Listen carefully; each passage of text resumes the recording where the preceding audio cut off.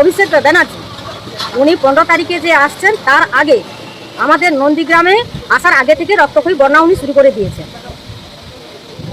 এর মানে তীব্র ধিক্কার জানাই। আর উনি ভাবছেন যে রক্ত বন্যা বইয়ে যদি উনি ভাবেন যে 26-এ ক্ষমতায় আসবেন, ওটা ওনার ভুল ধারণা। জনতা জনার্দন বুঝে গেছে 26-এ ওনাকে তার রেজাল্ট দিয়ে দেবে। আমদাবাড়ি 2 নম্বর জিপি 178 নম্বর বুথের বাসিন্দা ভীমচরণ মণ্ডল, উনি আমাদের ভারতীয় জনতা পার্টির একজন একনিষ্ঠ কর্মী। ওনাকে গতকাল থেকে সরাসরি এবং ফোনে বিভিন্নভাবে থ্রেট করতেছে তৃণমূলের দুষ্কৃতী বাহিনীরা। আজকে সকালে যখন উনি ওনার নিজের কাজে বাইরে বেরিয়েছিল, সেইখানে রানীচক ব্রিজের ওপরে অতর্কিতভাবে 3-4টে বাইক, একটা বাইকে 2-3 জন করে ছিল, ওরা এসে ওনার উপরে হামলা করে এবং ভজালি চালায়। ভজালি ওনার চোখে এখানে কেটে গেছে এবং হাতেও কেটেছে, ওনার মাথায় লেগেছে। ওনাকে তড়িঘড়ি কিন্তু আমাদের ওই বুথের কিছু লোক ব্যাগ থেকে যখন ছুটে আসে ওরা ছেড়ে দিয়ে চলে যায়। সেই মুহূর্তে ওনাকে আমরা মহেশপুর হসপিটালে নিয়ে আসি, ওখানে ট্রিটমেন্ট করা হয়, কিন্তু স্টিচটা চোখের উপরে তো ওটা করা যায়নি।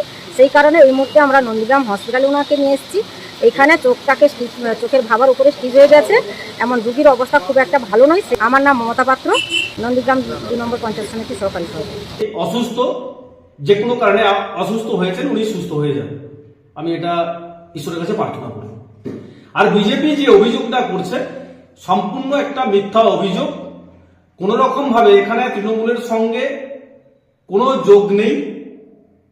এরা উদ্দেশ্য প্রণোদিত ভাবে তৃণমূলকে কলঙ্কিত করার জন্য এরকম ভাবে মিথ্যা অপপ্রচার করছে।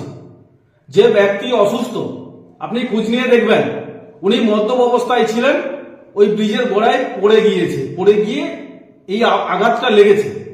আর বিজেপি এটাকে নিয়ে একটা রাজনীতি করতে চাইছে। তৃণমূল কংগ্রেস হিংসার রাজনীতি বিশ্বাস করে না। মমতা বন্দ্যোপাধ্যায় নীতি আদর্শ মেনে তৃণমূল কংগ্রেস রাজনীতি করে, আর ওরা শুভেন্দু অধিকারীর কথায় মিথ্যা অপপ্রচার করছে। এতে কোনো লাভ হবে না। রবীন জানা, নন্দীগ্রাম 2 নম্বর ব্লক তৃণমূল যুব কংগ্রেসের সভাপতি।